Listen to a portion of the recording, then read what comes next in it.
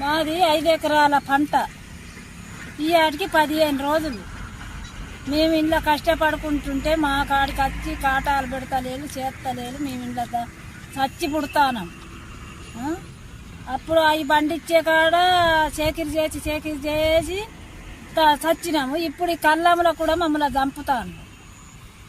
తొందరగా కొనుక్కొని తీసుకపోతే మేము మా ఏదో కూలో నాలో చేసుకొని అన్న బతుకుతాం కదా.